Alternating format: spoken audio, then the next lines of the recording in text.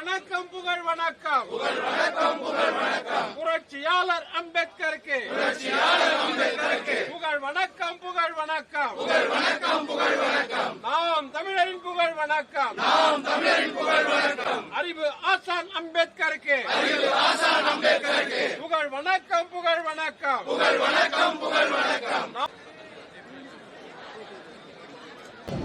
அறிவை தேடி ஓடுங்கள். நாளைய வரலாறு உங்கள் நிழலை தேடி ஓடி வரும் என்று போதித்த அறிவாசான்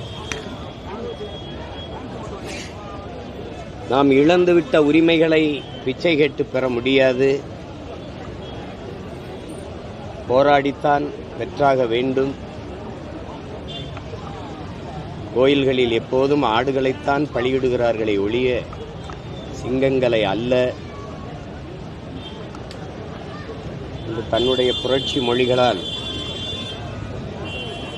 தாழ்ந்து வீழ்ந்து கிடக்கிற மானுட சமூகத்தை தட்டி எழுப்பிய புரட்சியாளர்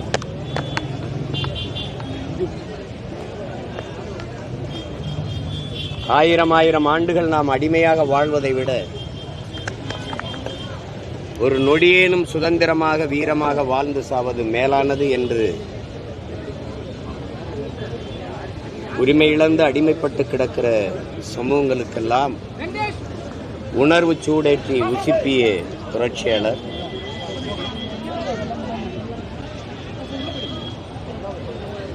சாதிய ஏற்றத்தாழ்வுகளை வைத்துக் கொண்டு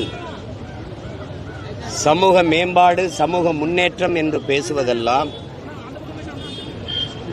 சாக்கடை குழியின் மேலே போடுகிற சந்தன பந்தலுக்கு சமமானது, மலக்குழியின் மேலே போடுகிற மல்லிகை பந்தலுக்கு சமமானது என்று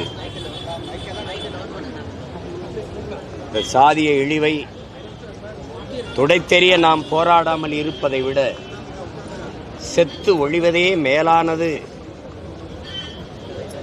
என்று கற்பித்து சாதிய இழிவை தீண்டாமை கொடுமையை ஒழித்து சமநிலை சமூகம் உருவாக்க பாடுபட்ட சமத்துவ நாயகன், இந்திய ஒன்றியத்தினுடைய அரசியல் சாசனத்தை வகுத்து கொடுத்த சட்ட மேதை அண்ணல் அம்பேத்கர், புரட்சியாளர் அண்ணல் அம்பேத்கர், மக்களுக்காக போராடுகிறவன் தலைவன், அந்த மக்களை போராட தயார் செய்கிறவன் புரட்சியாளன்.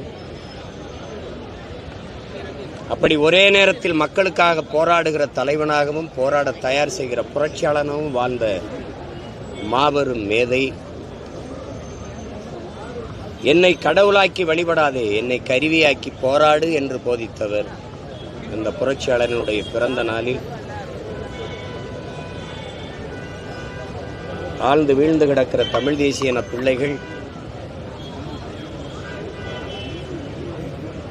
அவரிடமிருந்து உரிமைக்காக போராடுகிற உயர்ந்த லட்சிய நோக்கத்தை பெற்று வந்த பிள்ளைகள் இந்த அடிமை நிலையிலிருந்து உரிமை பெற்று எல்லா மொழிவழி தேசிய இனங்களையும் போல உயர்ந்து சிறந்து பெருமையோடு வாழ்வதற்கு பாடுபடுவோம் என்ற உறுதியை நாங்கள் ஏற்கிறோம். அவர் பிறந்த நாளில் சாதிய ஏற்றத்தாழ்வுகளற்ற சமநிலை சமூகம் படைக்க அரும்பாடு ஆற்றுவோம் என்கிற உறுதியை ஏற்கிறோம். புரட்சியாளர் அண்ணல் அம்பேத்கர் அவர்களுக்கு எங்களுடைய பிறந்த நாள் வாழ்த்துக்கள், எங்களுடைய புரட்சி வணக்கத்தையும் புகழ் வணக்கத்தையும் செலுத்துவதில் பெருமை அடையும். இப்ப பாத்தீங்கன்னா ஒரு உச்சநீதிமன்றம் நீதிமன்றம் சார்ந்த விஷயத்துல கூட பெரும்பான்மையா ஒடுக்கப்பட்ட மக்கள் சிறுபான்மை மக்கள் குறைவா இருக்குது. முன்னாள் ஓய்வு பெற்ற நீதிபதியெல்லாம் கூட நிறைய இந்த மாதிரி அந்த மக்கள்லாம் வரணும், இவங்கெல்லாம் ஒதுக்கப்படுறாங்கன்னு சொல்றாங்க. ஒரு நீதி வழங்க வேண்டிய இடத்துல இந்த மக்கள்லாம் வர வேண்டியது எவ்வளவு முக்கியத்துவம் நீங்க நினைக்கிறீங்க? அது எல்லாத்துக்குமே அண்ணல் அம்பேத்கர் அவர்கள் வழிகாட்டி இருக்கிறார்கள். அவர்கள் தாழ்த்தப்பட்ட ஒடுக்கப்பட்ட பிற்படுத்தப்பட்ட மக்களின் ஒன்றிணைப்பு நடந்தாலே இந்த நாட்டில் ஆட்சி அதிகாரம் அவர்கள்ட்ட தான் இருக்குங்கிறாரு. நம்ம ஒடுக்கப்பட்ட மக்களுக்குள்ள 1 கோடி பிளவு இருக்குது. அப்புறம் தாழ்த்தப்பட்ட மக்களுக்குள்ள பல பிரிவுகள் இருக்குது. சொந்த ரத்தங்களுக்குள் யுத்தம், இதைத்தான் நமது முன்னவர்கள் தன்னின பகைங்கிறாங்க. அதனால தான் இது ஓர்மை இல்லாதனால. சரி, ஒன்று எடுத்துக்கிறோங்க. நாங்கள் தாழ்த்தப்பட்டவர்கள், எங்களுக்குள்ள எத்தனை அரசியல் அமைப்பு, ஒடுக்கப்பட்டவர்கள் எங்களுக்குள்ள எத்தனை அரசியல் அமைப்பு, சரி இஸ்லாமிய மக்கள் எங்களுக்குள்ள எத்தனை அரசியல் அமைப்பு. இப்போ ஓர் நோக்கம் கொண்டு ஓர்மையாக ஒரு இடத்துல கூட முடியலைன்னா அந்த மக்களுக்கு அரசியலும் இல்லை, அதிகாரமும் இல்லை. இது அடிப்படை. அவரால் கற்பிக்க முடிஞ்சது, அவர் வாழ்நாளில் போராட முடிஞ்சது. அதை பின்தொடர்ந்து வென்று முடிச்சிருக்க வேண்டியது நம்ம பொறுப்பு. அதை விட்டுட்டோம். இப்போ அதை உணர்ந்ததுனால தான் நாங்கள் யார் கூட சேராமல் தனித்து நின்று போராடி முன்னேறி போகிறது காரணம் வேறு. தொடர்ந்து அரசியல் களம் சூடுபிடிச்சிட்டு வந்து தேர்தல் நெருங்கக்கூடிய அதிமுக பாஜக கூட்டணி, நாம் தமிழர்களுடைய நிலைப்பாடை நீங்கள் தொடர்ந்து சொல்லிட்டே இருக்கீங்க. ஆனாலும் நாம் தமிழர் வந்து பாஜக கூட்டணிக்கு போகும் அப்படிங்கிற மாதிரி ஒரு பேச்சு சொல்லிட்டே இருக்காங்க. அது நீங்கள் ஏன் பிடிச்சி தள்ளுறீங்க? எனக்கு யாரும் வழிகாட்டவோ அறிவுறுத்தவோ எனக்கு அவசியம் இல்லை. எனக்கு சொந்தமாக மூளை இருக்குது, சிந்திக்கிற ஆற்றல் இருக்குது. நான் என்ன நினைக்கிறேனோ அதான் சொல்லுவேன்.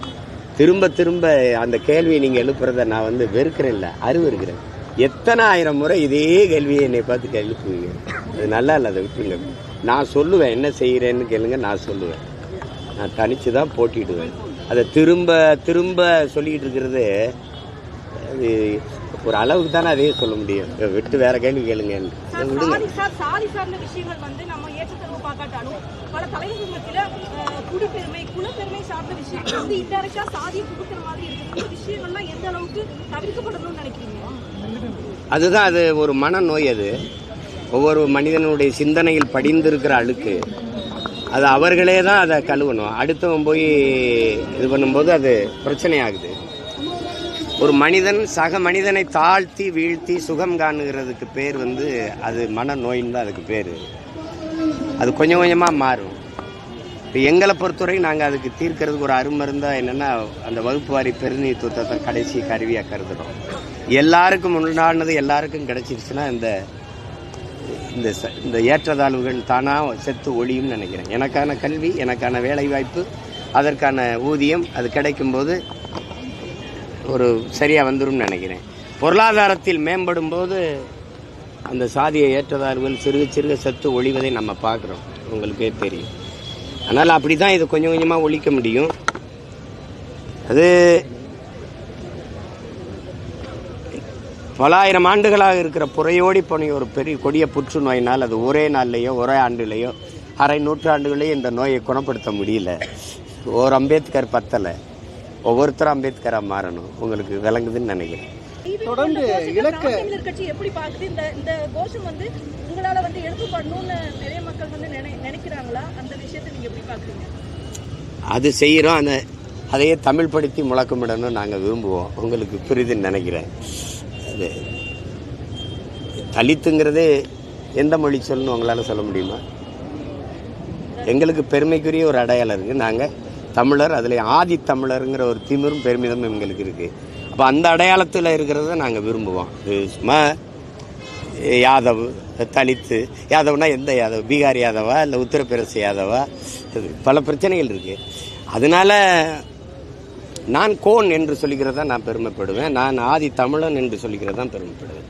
ஜெய்பீம்னு முழங்குறதுல எனக்கு ஒரு சிறுமையும் கிடையாது, பல மடங்கு பெருமை தான். அதே தம்பியெல்லாம் இப்போ ஜெய்பீம்னு சொல்லும்போது நாங்கள் திருப்பி ஜெய்பீம்னு முழங்க தான் செய்கிறோம். அதை நாங்கள் ஒரு வடி மேலே போய் தமிழ் படுத்தி முழங்குவோம், அவ்வளோதான். தொடர்ந்து தனித்தனியாக போட்டிடுவோம். பேச்சு பெரிய வைரல் ஆகிட்டு, சீமான் கம்பேக் கொடுத்துருக்கிறாரு அப்படிங்கிற மாதிரியான தகவல்லாம் பேசப்பட்டு வருது. நான் எங்கே போயிருந்தேன்? கம்பேக் இதுதான் இருக்குது. வேறு தொடர்ந்து நாங்கள் தனிச்சு தான் போட்டிடுவோம் அப்படின்னு சொல்கிறீங்க. ஒரு இலக்கை நீங்கள் நிர்ணயித்து அதை தொடர்ந்து பயணிக்கிறீங்க. இந்த அதிகாரத்தை எப்போ அடைவீங்க? இலக்கை அது உங்களுக்கு சொல்கிறேனே, இழந்து விட்ட உங்களுக்கு அண்ணல் அம்பேத்கர் தான். இங்கே தேர்தல் அரசியல், திருடர் பாதை, தேர்தல் பாதை, ஓட்டு பொறுக்கிகள், அதிலெல்லாம் எனக்கு உடன்பாடு இல்லை.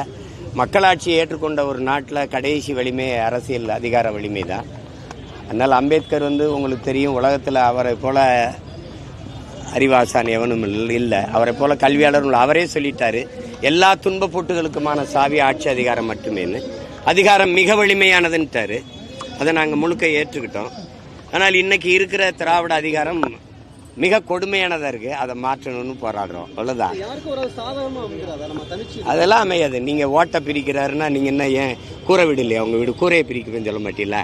இதெல்லாம் பைத்தியக்காரன். அவர் ஓட்டை இவர் பிரிப்பார், இவர் ஓட்டை அவர் பிரிப்பார். நீ அவ்வளோ பலகீனமாக இருக்கியா? உன் ஓட்டை நான் பிரிக்கிறேன்னா நீங்கள் பலகீனமாக இருக்கீங்களா? அவ்வளோ வலுவிழந்து இருக்கீங்களா? அப்படி பேசக்கூடாது, அப்படி பேசக்கூடாது. எங்களுக்கு ஒரு கோட்பாடு இருக்குது, ஒரு நோக்கம் இருக்குது. நீங்கள் திரும்ப திரும்ப சொல்கிறீங்க ஊழலை ஒழிக்கணும்னு எல்லாரும் சொல்கிறீங்க. யாரோட சேர்ந்து ஒழிக்கலாம்? மதுக்கடையை மூடணுங்கிறீங்க, யாரோட சேர்ந்து மூடலாம்? மது ஆலைகள் வச்சிருக்க உரிமையாளர்களோட சேர்ந்து மதுவை முடிவில. இந்த மாதிரி வேலைகளெல்லாம் பேசிட்டே திருப்பி திருப்பி பேசிட்டு கூடாது. என்னையும் சேர்த்துக்கொண்டு இந்த சாக்கடைகளை தள்ளுறதுல நீங்கள் எல்லாரும் பேரார்வம் கொண்டு இருக்கிறீங்க. நான் அது எங்கள் விருப்பம். நான் தற்காலிக தோல்விக்காக நிரந்தர வெற்றியை இழக்க தயாராக இல்லை. என்னுடைய பயணம் என் கால்களை நம்பிதான், எங்களின் பயணம் எங்கள் கால்களை நம்பிதான். அடுத்தவருடைய கால்களையோ தோள்களை நம்பி எங்கள் லட்சிய பயணம் இல்லை. ஏன்னா அடுத்தவர் கால்களை நம்பி நான் பயணித்தால் அது அவர் நினைக்கிற இடத்துக்கு போகும் வெளியே என் கனவை சுமந்து போகாது. அதனால அதை விட்டுருங்க, வேற ஏதாவது கேளுங்க. தமிழ்நாட்டுக்கு இந்த அமித்ஷா தமிழ்நாட்டில் 39,000 கோடி நடந்திருக்குன்னு சொல்லியிருந்தாரு. எதிர்த்து முதலமைச்சர் தமிழ்நாட்டுக்கு எங்க மாநிலத்திலேயே 39,000 கோடி நடந்திருக்குன்னு சொல்லியிருக்காங்க. கண்டனம்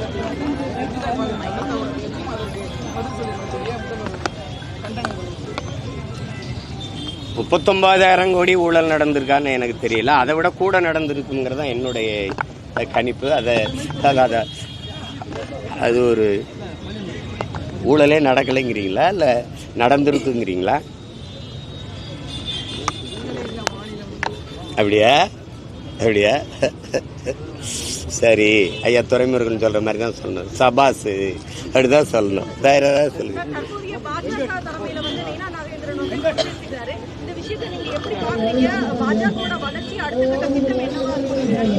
இல்லை ஒரு கட்சி, அவங்க ஒரு கட்சி, நாட்டை ஆண்டு கொண்டிருக்கிற கட்சி, பல மாநிலங்கள் அதிகாரத்தை செலுத்துகிற கட்சி. அவங்க கட்சிக்கு எது நல்லது எது சரி என்பதை அவங்க தான் முடிவெடுப்பாங்க. அதில் போய் கருத்து சொல்ல முடியாது. அவங்க புதிய தலைவராக ஏற்றுக்கிறதுக்கு நம்ம வாழ்த்து சொல்லணும், அவ்வளோதான். வாழ்த்துக்கள் சொல்லிட்டேன், அவ்வளோதான். அது அவங்க கட்சி கருத்து, நம்ம நிலைப்பாடு. அதில் போய் நம்ம தலையிட முடியாது.